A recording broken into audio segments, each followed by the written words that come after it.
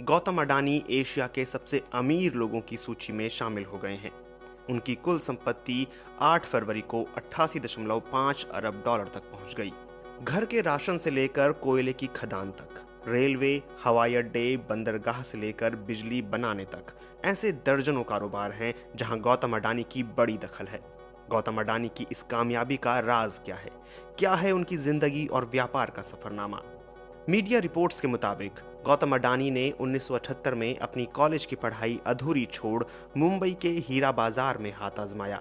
लेकिन उनकी किस्मत चमकनी शुरू हुई 1981 से, जब उनके बड़े भाई ने उन्हें अहमदाबाद बुलाया। भाई ने सामानों को लपेटने वाली प्लास्टिक की एक कंपनी खरीदी थी, मगर वो चल नहीं पा रही थी। उस कंपनी को जो कच्चा माल चाहिए था वो पर्याप्त नहीं होता था। इसे एक अवसर में बदलते हुए अडानी ने कांडला पोर्ट पर प्लास्टिक ग्रैन्युअल्स का आयात शुरू किया और 1988 में अडानी एंटरप्राइज लिमिटेड बनी, जिसने धातु, कृषि उत्पाद और कपड़ा जैसे उत्पादों की कमोडिटी ट्रेडिंग शुरू की। कुछ ही सालों में ये कंपनी और अडानी इस बिजनेस में बड़ा नाम बन गए। अडानी इंटरप्राइजेस के मुताबिक साल 1994 में बीएसई और एनएसई में कंपनी का शेयर सूचीबद्ध हुआ था। उस समय इसके एक शेयर की कीमत 150 रुपए थी, लेकिन ये सिर्फ एक शुरुआत थी। साल 1995 में अडानी समूह ने मुंद्रा बंदरगाह का परिचालन शुरू किया। करीब 8,000 हेक्टेयर में फैला अडानी का मुंद्रा पोर्ट आज भारत का सबसे बड़ा प्राइवेट बंदरगाह है। मुंद्रा बंदरगाह से पूरे भारत के लगभग 1/4 माल की आवाजाही होती है। गुजरात, महाराष्ट्र, गोवा, केरल, आंध्र प्रदेश, तमिलनाडु और ओडिशा जैसे 7 समुद्री राज्यों में 13 घरेलू बंदरगाहों में अडानी ग्रुप की उपस्थिति है। इसमें कोयले से चलने वाला विशाल बिजली स्टेशन और विशेष आर्थिक क्षेत्र भी है। मुंद्रा बंदरगाह पर दुनिया में कोयले की सबसे बड़ी माल उतराई की क्षमता है।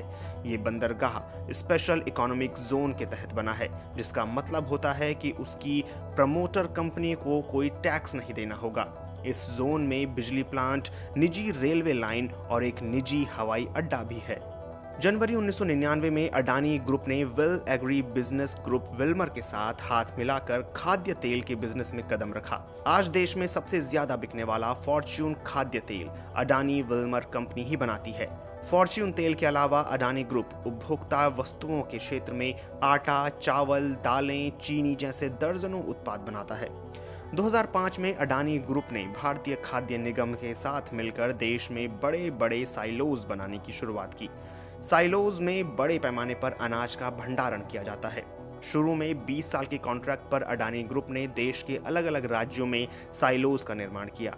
इनकी कनेक्टिविटी के लिए अडानी ग्रुप ने निजी रेल लाइनों को भी बनाया, ताकि साइलो यूनिट से पूरे भारत में वितरण केंद्रों तक अनाज की आवाजाही को आसान बनाया जा सके।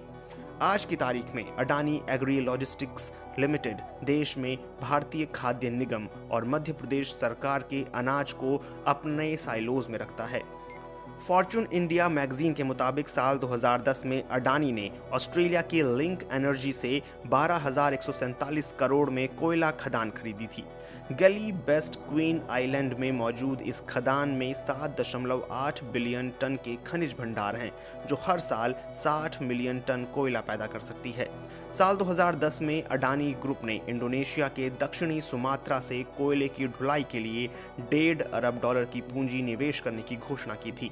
इसके लिए दक्षिणी सुमात्रा में बनने वाली रेल परियोजना के लिए वहां की प्रांतीय सरकार के साथ समझौते पर हस्ताक्षर किए गए थे। अडानी साम्राज्य का कारोबार 2002 में $76.5 करोड़ था, जो 2014 में बढ़कर $10 अरब हो गया था। साल 2015 के बाद अडानी समूह ने सेना को रक्षा उपकरणों की आपूर्ति का काम भी शुरू कर दिया। कुछ समय बाद प्राकृतिक गैस के क्षेत्र में बिजनेस को बढ़ाया। 2017 में सोलर पीवी पैनल बनाना शुरू किया। 2019 में अडानी समूह ने हवाई अड्डे के क्षेत्र में प्रवेश किया। अहमदाबाद, लखनऊ, मंगलुरु, जयपुर, गुवाहाटी और तिरुवनंतपुरम में 6 हवाई अड्डों के आधुनिकीकरण और संचालन की जिम्मेदारी अडानी समूह के पास है। अडानी समूह 50 सालों तक सभी 6 हवाई अड्डों का संचालन, प्रबंधन और विकास का काम संभालेगा। गौतम अडानी के नेतृत्व वाले अडानी समूह के पास मुंबई इंटरनेशनल एयरपोर्ट लिमिटेड में 74% हिस्सेदारी है। अगर अडानी से जुड़े विवादों की बात करें तो गुजरात सरकार पर अडानी समूह को भारत के सबसे बड़े बंदरगाह मुंद्रा के लिए बड़े पैमाने पर कौड़ियों के भाव जमीन देने के आरोप लगते रहे हैं। 2010 के फरवरी महीने में अडानी के भाई राजेश अडानी को कथित तौर पर कस्टम ड्यूटी चोरी के मामले में गिरफ्तार किया गया था। वे अडानी ग्रुप के प्रबंध निदेशक हैं। 2014 में ऑस्ट्रेलिया की फेयरफैक्स मीडिया ने इन्वेस्टिगेटिव रिपोर्ट की थी। फेयरफैक्स मीडिया ने गुजरात में बन रहे लग्जरी हाउसिंग प्रोजेक्ट में लगे 6000 मजदूरों की कथित बदहाली पर रिपोर्ट छापी थी। रिपोर्ट में मजदूरों की कथित बदहाली के लिए अडानी समूह को जिम्मेदार बताया गया था।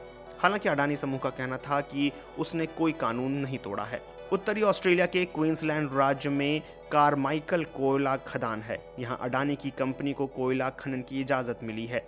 इसे लेकर अडानी समूह को काफी विरोध का सामना करना पड़ रहा है।